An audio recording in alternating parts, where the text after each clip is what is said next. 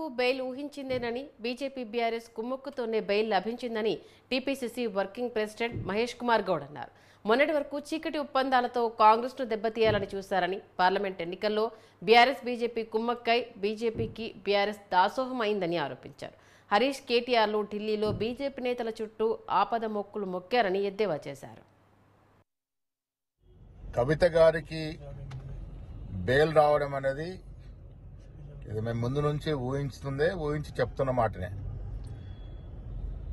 ఇన్నాళ్ళు బెయిల్ రాకుండా ఉన్నటువంటి కండిషన్స్ ఇప్పుడు ఎందుకు నిర్వీణం అయిపోయినాయి, ఎందుకు బెయిల్ వచ్చింది అనే అంశం లోతుగా ఆలోచించినప్పుడు మీకు మాకు అర్థం కావాల్సింది, బీజేపీలో బీఆర్ఎస్ విలీన ప్రక్రియ ఈ బెయిల్ ద్వారా మొదలైందని చెప్పొచ్చు. మేము ముందు నుంచి చెప్తా ఉన్నాం, గత 10 ఏళ్లుగా బీజేపీ బీఆర్ఎస్ పార్టీ చీకటి ఒప్పందంలో ఉన్నారు. అన్ని కూడా కూడబలుపుకొని వారు కార్యక్రమాలు చేసినారు.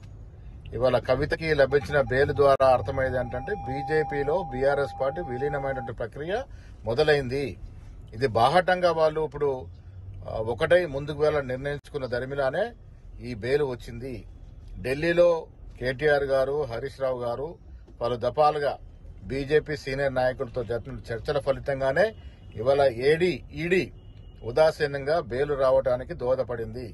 సో తెలంగాణ రాష్ట్ర ప్రజలు అర్థం చేసుకోవాల్సింది, ఈ రాష్ట్రంలో అధికారులు కాంగ్రెస్ ప్రభుత్వానికి, రేవంత్ రెడ్డి గారి నాయకత్వానికి ఇబ్బందులు పెట్టడానికి బీజేపీ బీఆర్ఎస్ పార్టీ కూడగలుపుకొని ముందుకెళ్తున్న తరుణంలోనే ఇవాళ ఈ కవిత గారికి